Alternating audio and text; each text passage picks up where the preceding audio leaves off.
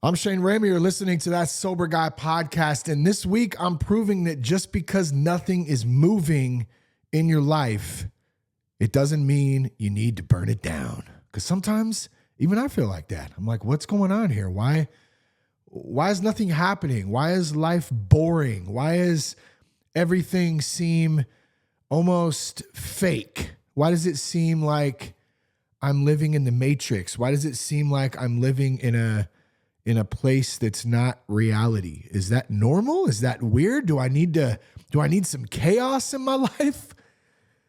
And for many of us, we're used to that. We were used to the chaos of things. We were used to the drama for years and years and years, from childhood to adulthood. And when you finally get some peace for a minute, you go, man, what is this? What's going on here? This is boring. This is lame. So what do we do in that? You know, you ever get sober and you figure out you're actually stable, you get some discipline, and then you look around and you're like, why is this so calm? Like, what? The shit's gonna hit the fan here. The other shoe's about to drop. Dum dum dum. It's like the doomsday, doom scrolling and doom. Everything is doom. Why do I feel like I'm emotionally folding laundry someday? Just boring, just lame. What is it? I didn't quit drinking to become spiritually mature and emotionally regulated. I thought I was gonna feel like amazing, like an action movie or something. And instead, some days feel like it's, Costco shopping on a Tuesday, which is fun. I enjoy a good Costco trip. Who doesn't? In fact, recently we went to church and afterwards we said, let's go to Costco. We need some stuff. We need all of our stuff. We need butt wipe and paper towels and milk and all the things, right? All the things. And you buy other crap that you don't need sometimes. And I was really hungry and just wasn't hungry. And I would never do this normally. I don't do this normally. I usually wait till after the Costco trip to grab some pizza or something occasionally on the way out, right? Maybe a smoothie for $2.39. Can't beat it. It's Costco. But on this particular day, I was hungry. And I said, you know what? I'm going to go right in and I'm going to get a piece of pizza and a smoothie and I'm going to eat it while we walk around and shop at Costco on a Sunday. The highlight, right? Highlights of your day at 40, 45 years old, 44 years old, however old I am. So I did it. So I went in and just waited with the cart because, you got to go in through the front. You go down. And so I ordered the pizza and, I got my little slice and I actually got a cookie too. You ever had those fat cookies? Terrible diet day on this day. Trying to run the 80-20 rule. It doesn't always work out, as expected. But this Sunday, hey, it was my 20 day, I guess. So cookie, pizza, smoothie, Costco, let's go. Let's spend some money. America.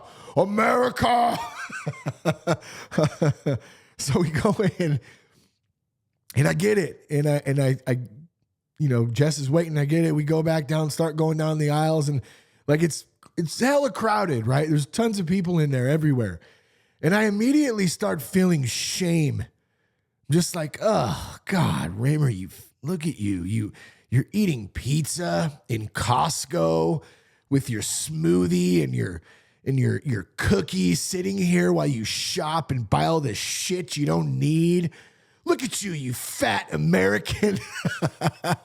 And my mind's just going and I'm going, oh, God. Help me, please. So I'm like trying to sneak bites of the pizza. Now, just like quick so nobody see. I'm folding it up and I'm like hiding off in the corner, like stuffing my fat face. Oh, God, it was disgusting. I was so disgusted with myself. Just gross. I ate half the piece. I threw the other half away because I just couldn't take it anymore. I did eat most of the cookie because I'm like, damn, this is pretty good. I don't feel as shameful for some reason because I can break pieces off in the bag and like, no. So I'm like hiding. I'm hiding my fat eating habits, in the middle of Costco on a Sunday. And although it was boring, it was quite exciting at the same time, right? Little excitement there. other than the degrading shame that I felt walking. So I'm never going to do that again. I'm never going to eat through. I'm going to wait till I get home so I can hide it. And I'm going to sit in the privacy of my own home. And then I'll eat the Costco pizza on the Sunday, or maybe it's the Tuesday. Who knows? Who cares at this point, right? And the cookie and the smoothie. Does that really help? It's like going to fast food and you're like, yeah, I'll take a double. Actually, make it 2. Have animal style fries. Are you going to eat this in your car, sir? Yeah, I'm going to eat it in my car. I need a placemat so I don't spill all over my fat ass. And yeah, how about the drink, sir? I'll have a Diet Coke. Really? Really, a diet? Does it really matter? Does the diet really matter? It doesn't. I don't know. Anyways, let's get back to today's topic. This week, we're talking about the sober plateau, and it's been a hell of a week for me. And hopefully it's been a hell of a week for you too, in a great way, in a positive way, in a gnarly way. I don't know. Who knows? Who knows what's going on in your life? But hey, we're hanging in there. We're doing the best we can. Just remember that everybody, for the most part, probably a good percentage, is trying to do the best they can, and that's all they can do. I'm doing the best I can. You're doing the best you can. Is it perfect? Absolutely not. Are we crazy some days? Absolutely. Absolutely. But what do we do when we're not burning it all down? When we're feeling like maybe we're not thriving? Maybe you're just feeling like you're just existing. You're just, I don't know. I don't really know what's going on. Exciting day is Costco trying to, navigate the store and not buy everything and stuff your face full of pizza. Maybe that's how you're feeling. I don't know. But maybe at work, your numbers aren't exploding. You're in your workouts, you're not feeling ripped and you're not feeling fit and like you should be. Maybe your marriage isn't on fire these days, it doesn't necessarily mean it has to be bad, but maybe it's just not, whatever. Who knows? I don't know. Jess and I's marriage is pretty damn good. I got to say that for the most part. We have our ups and downs, no doubt, but we do have our days where it's like, I don't know, man, what's going on today? We got to check in. It doesn't feel right. And it doesn't necessarily mean everything's broken and all jacked up like it was back in the day, but nothing feels like it's moving. Do you ever feel like that? Do you ever just feel stuck? Do you ever just feel caught in this, almost like this place that is just not, it's just not thriving. You just don't feel, nothing feels real some days. Do you ever feel that?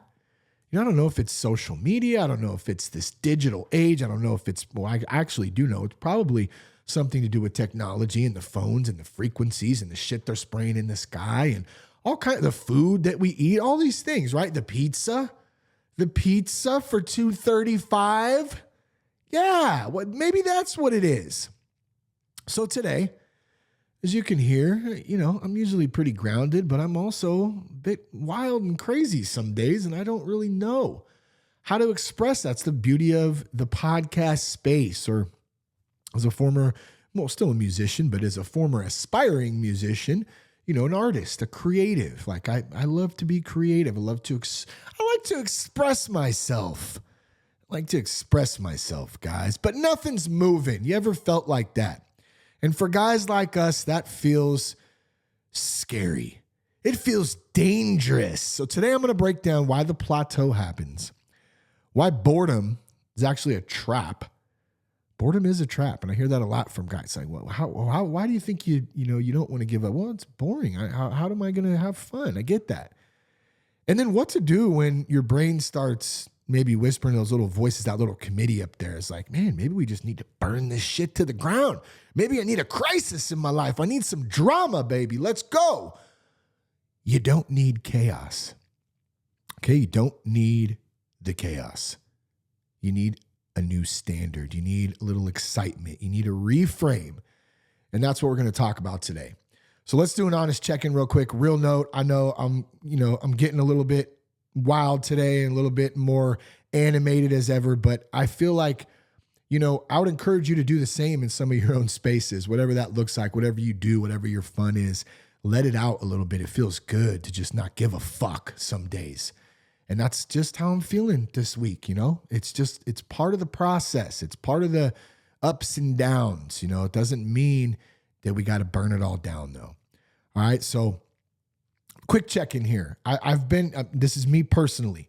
I've been very consistent. Okay. I've done this show for 11 years now. I've worked in the corporate space for 13 or 14 years now. I have been showing up as a father, as a husband, as a friend, as a business owner, as a podcaster, as an athlete, into fitness and sports and into music. And I've been showing up in all these ways, and I've been showing up also in, being sober-minded over the years. And I've been putting in work. I used to have a sign up in my office back in the day. I should probably put one back up. It just says put in work. And then the other one was just show up. But those are two very important things. Just show up, put in work. They're not sexy. They're kind of boring, actually. And that's what gets a lot of us sometimes. It can get to me too.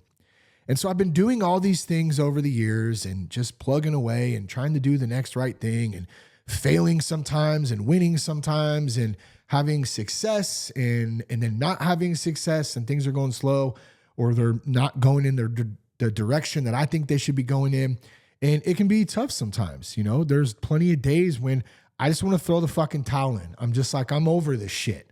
Like, I'm done. And you can tell, and I know like what my mentor, my friend, and my sponsor, Buddy C, would say right now too, because I just had his voice in my head here. He'd say, well, how's your spiritual fitness? I can't do his southern draw voice, but as well as he can. But he'd say, well, how you doing? How's your spiritual fitness? How's your daily routine?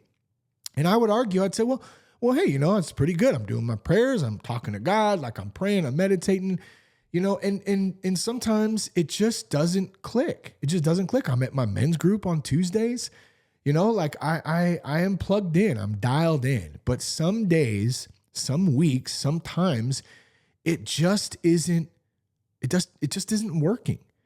The numbers feel flat. The growth feels flat. Life feels mundane sometimes and steady. And this is the sober version. Like, picture this. You step on the scale after eating, like you've eaten great. You get chicken, broccoli, you're drinking plenty of water, your electrolytes, your protein shakes, you're getting your workouts in, and you step on the scale, after a week or 2 weeks of doing this and being consistent, and you're like, yeah. And it's, you weigh the same. You weigh exactly the same. You don't really see any difference. And you go, cool, that's awesome. That's great. You feel really good. And you want to quit. Imagine that over the course of 5, 10, 15 years. It happens to all of us. I'm not just talking about my personal experience. I'm saying for many people. And if you look at the kind of the patterns in this, people who are struggling, they have a lot of chaos and drama in their lives. And the people who are doing okay, their lives are sometimes kind of boring. So I do take that and I note that in my mind and go, okay, I'm not doing bad here. I'm having to reframe some things up, and everything doesn't always have to be on fire. It doesn't always have to be some exciting, grandiose thing. And I think our minds can get us caught up in that sometimes. So picture this, you hit 30 days, right? We'll just go back to somebody I'm just trying to lay it out here, how this kind of works from like a sober perspective. And it doesn't matter where you're at. If you quit alcohol 30 days ago or 30 years ago, like, just this analogy works. So you get 30 days, right? And you're like, yeah, it's exciting. I'm pumped. Like, hell yeah, this is great. And then you get 90 days and you're like, man, all right, I got some momentum here. It's still exciting. It's kind of that pink cloud, they call it. You're stoked, like everything's going good. And then you hit a year and it's like, man, a huge milestone. Oh my gosh, I can't believe I made it 1 year. So many people trying to get to a year. Like, I can't believe I did this. I'm really proud of myself. Everyone's proud of me too. And it's exciting. And then, the next year goes by and the next year goes by and a couple years go by and you kind of go like, well, is this it?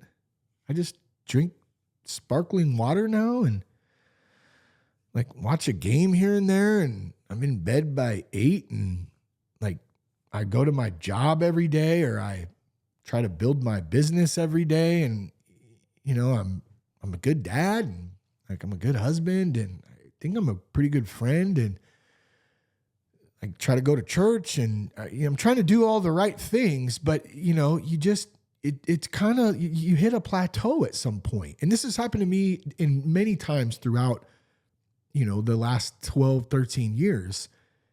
There's ups and downs through this is what I'm saying. And so here's why I'm saying this. Okay. It's not failure. The sober plateau or just the plateau in general, the business plateau, the relationship plateau, the spiritual connection plateau, that's a big one. We're not always on fire for God. I'm not always spiritually just locked in and like, yes. I mean, I love God. That's the foundation of my life, my family's life. Like that's what we base our lives on, really. But it doesn't always mean that I'm always dialed in 100% and it's always going to be amazing and on fire. And sometimes that's hard to deal with. And you ask yourself different questions like, why? Why do I feel like this? Why are we going through this? And like I said, this translates over to a lot of different things: work, relationships, your spiritual connection, being a parent, your hobbies. Maybe you just feel like you just need to have some fun. I mentioned that to Jess the other day. I go, man, I'm just kind of like struggling right now. Like I just feel like I don't do anything that's fun. Like I just work all the time. I'm working, and I love being of service and serving others and I have clients and I work with them and I love seeing their success. I love serving my kids and going to their sports. I love, most of the time the work that I do, most of the work I do, I'm grateful. I love my wife. I'm grateful for it all. So I don't want to come across like I'm like ungrateful and bitching about it. I'm not, but sometimes it like life, it gets a little mundane and I go, man, like I need to go jump out of a plane or something, or I need to go do some crazy gnarly thing to like get my adrenaline going. I'm kind of an adrenaline junkie back in the day. Did I say that right? I said drunkie. Adrenaline junkie at some points in my earlier younger days. And I feel like I still feel that sometimes, but then I remember that I'm 45 and I can't do the same shit that I used to do back in the day. So I'm like, okay, what is it now? Maybe I'll go like buy a new bike or something, or, we'll go skate, or we were supposed to do go snowboarding a lot this year. We just didn't get a lot of snow and I didn't have a lot of time, to make that happen. And then I realized too, like, I don't know if I want to snowboarding. I'm like, I don't want to break my leg or something too. So you start thinking a little bit different as you start getting older. Things change, your body changes, your thoughts change, your minds change. I have golfer's elbow or tennis elbow, like so bad right now. I'm still working out. I'm just making adjustments, but the shit hurts sometimes, so all these little things, man, that happen in your life. And I'm just trying to be, open and honest about it because I know that this affects other people too, and we don't talk about it a lot, so your life is stabilizing, the chaos is decreasing, but it can be a little bit mundane. All right. And here's the problem. So many of us, and including myself, we were addicted to chaos, not just alcohol, right? It wasn't just the alcohol or the drugs or the partying or whatever. It was chaos. It was drama. We were addicted to that. And when life gets peaceful, you're like, hey, yeah, it's a little mundane, but like, God, I love my life. Like, I'm really grateful for it. A lot of great things going on. You start looking around, you're like, God, like, should I just like do something crazy just to spark like some feelings so I could feel alive again? The pink cloud, it kind of turns into overcast a little bit some days. And, like you're never going to hear, like no one's going to say like, hey, 12 years sober, folding laundry, baby, without the drama. Yeah. Just pumped about it. I hate folding laundry. I hate doing dishes too.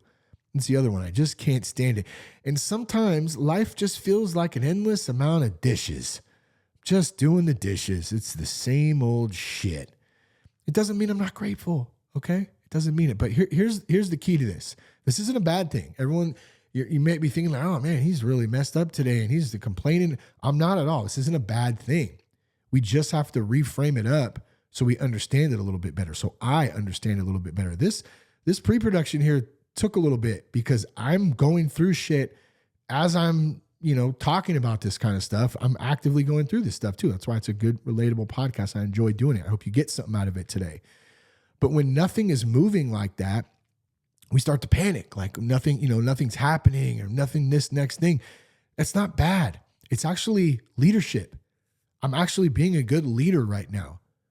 And we think sometimes like, man, I guess I'm stuck. Like I must be failing. Like, I'll give you an example. I've been doing Sober Guy for a long time. I already said that, 11 years now, something like that, right? I feel like Sober Guy should be way bigger, should be helping way more men out there and people, than it does sometimes. And that's my own ego and brain getting too big. And it's like, man, I need to do something different. I need to do something big or, and so that can tend to lead to stupid decisions over time, or just lack of interest as well. Like, it's just like, screw it. I don't even want to do, I said that a little bit ago. I don't even want to do a damn podcast today. I didn't really, it's why it's a Friday and I'm recording. I'm usually recording the beginning of the week, but it's just been one of those weeks.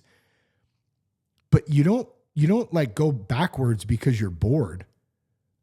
That's like setting your house on fire because you wanted some new decoration. Okay, you know what? We need to just remodel this place. Let's just blow it up. Throw the gas in there. Let's just blow the house up, and we'll rebuild. And we're just going to start from scratch. All I wanted was a couple new pictures and a new couch, but fuck it, we're blowing it up. Let's go. That doesn't make any sense. It doesn't make any sense. Peace feels boring when you're used to chaos. Okay. And it doesn't mean that peace is wrong.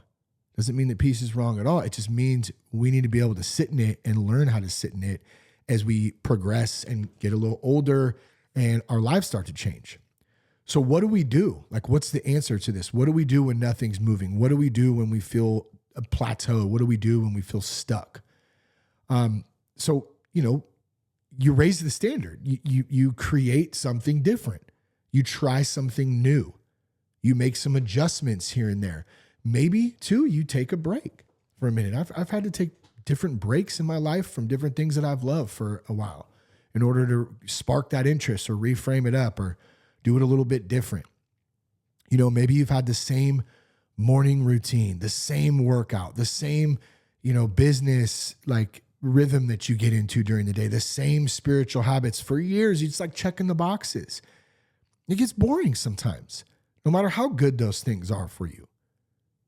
So it's not that necessarily you plateaued in those and they're not valuable anymore. You're just not challenged in them anymore because it's the same thing. There's one thing I do a good job of with this is like my workouts. I never stay the same for more than, a month, 2 months. Like I'm always switching stuff up and they might be similar, but it's never like the exact same routine, like every single day. Cause I just get bored. I get bored with it. And then I don't go to the gym. And then I'm like, I'm not going today because I'm fucking boring. Why would I want to do that? It sounds lame. So I got to switch it up. And you can kind of take that same concept and you keep the same goals aligned. Like my goal is to be healthy and to be fit and to be able to move around with my kids the best I can as the older I get.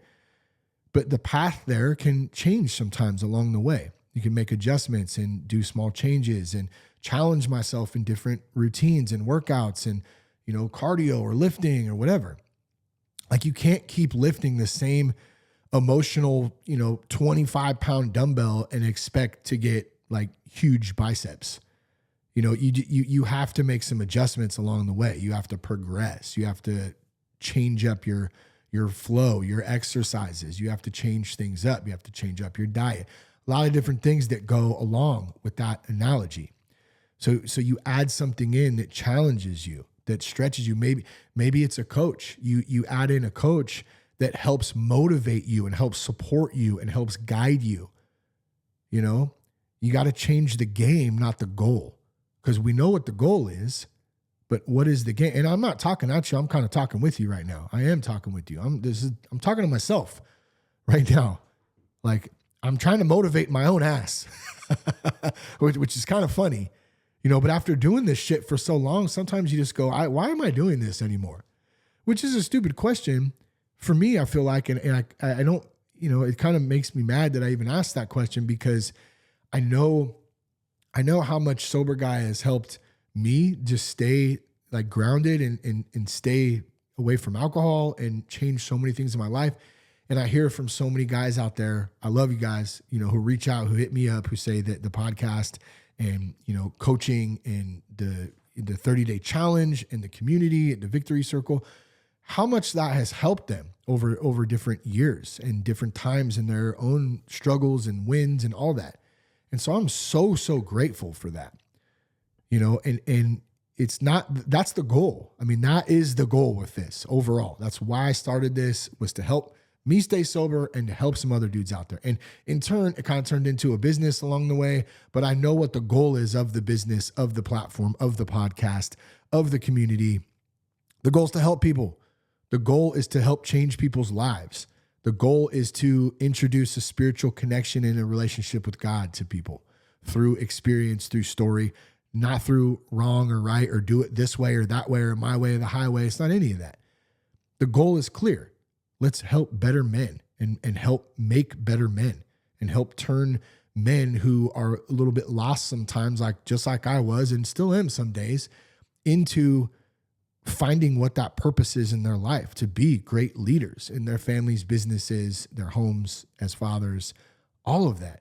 So we're not changing the goal. We need to change the game sometimes to get there. The goal stays the same.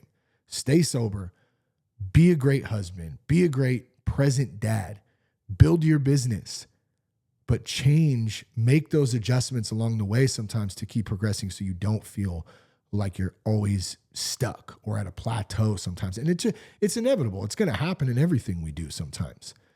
So a couple examples on maybe how we fix this, like you train for something hard.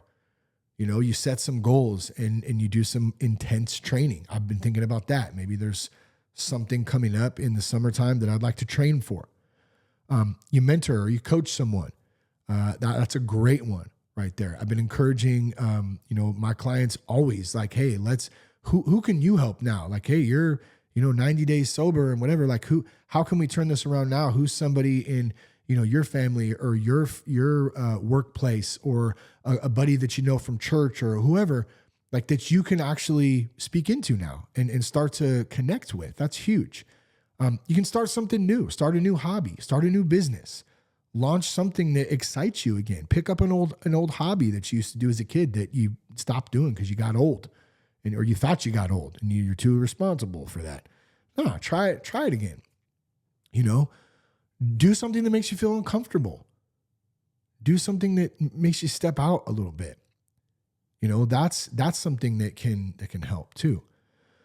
So plateaus happen when we're in maintenance mode, and growth happens when we're contributing and when we're kind of stepping outside of that, getting uncomfortable a little bit, starting to lead, starting to serve, starting to build. That's when the spark comes back. All right. So let's bring this back right now before we wrap up. So real growth doesn't look like drama. It doesn't look like chaos. It doesn't look like everything's on fire. Like, oh my gosh, what this, that, we don't know where everything's at. Real growth looks like paying your bills on time. Man, I can't even, I couldn't pay my phone bill for years. I couldn't pay my rent for years. I couldn't pay. I was so behind on everything. It was so chaotic and stressful. And so I look at that now and I go, gosh, I'm so grateful for that. And even as I talk this out now, I'm already feeling better. I'm already feeling better in gratitude and looking at where I came from and where we're at now as a family. Is everything perfect? No, but it's a hell of a lot better than it's ever been, especially 15 years ago when I couldn't pay a phone bill. So paying bills on time looks like growth. Going to bed with a clear head, that's growth. Not ruining Thanksgiving with Aunt Joanne, who you argue with over politics, and you're drunk and being an asshole. That's growth. I don't have an Aunt Joanne, by the way, and I never ruined Thanksgiving that I can remember, but I definitely had some wild out moments at different holidays and different events and stuff too. And, hey, that's growth, not doing that anymore. Being able to be respectful and take care of myself and take care of my family and my friends. Like, that's growth, and handling stress without freaking blowing up. I get a little crazy sometimes, but my ability to handle like my responses to things, and notice how I didn't say reactions. I'm pretty good about not reacting anymore. I respond the best that I can. I'm not perfect at it, but I've gotten a lot better where I can stop and think like, okay, I'm going to make an emotional response right now. If I say that, I don't need to do that. I need to sit on this for a minute and just think about it. I don't have to respond right away. I don't have to text you back right away. I don't have to tell you right away. I need to think about this. That's growth. That is growth. That's maturity. It's not perfection, but it's progress. So that's the win. The plateau isn't the end. It's not time to throw in the towel. All right. When we reframe it up, it's actually great. It's actually the promotion. So let me ask you a couple questions here, and I'd love to hear your feedback. Maybe if you're listening to this on Spotify, drop them in the Spotify Q&A. You can join our men's community, the Victory Circle at thatsoberguy.com. I'd love to hear your answers or your feedback in there as well. You can follow us on Instagram at That Sober Guy Podcast. But where in your life are you mistaking peace for plateau? Where in your life are you mistaking peace for plateau? And then where are you craving that chaos because it just feels so familiar? Like where is that? Are you going through that? Have you dealt with that? Like, what is that like for you? If nothing is moving, maybe you need to move. Maybe you need to move. So once again, thanks for tuning in today. Join the Victory Circle, our free men's club, for more tips and connection with high-performing dudes living alcohol-free. And then also you can check out our Sober Executive Performance Reset. If you're a high-performing guy, an executive, founder, leader, and you want to reclaim clarity, you want to reclaim focus, you want to leverage, you want that real leverage in your life, you want to get 90 days alcohol-free, the Sober Executive Performance Reset is open. And it's a 12-week private coaching experience where we cut the alcohol, we build habits that stick, we have some fun along the way, and you rise up and you become sharp like the true purposeful man that you are. So you can find all that at thatsoberguy.com. Follow us on Instagram at That Sober Guy Podcast. Thanks for tuning in today. If you've enjoyed the episode, please don't forget to share it with a friend. If you're listening to this on iTunes, we'd love for you to leave a review. Take care. God bless. Keep your blood clean.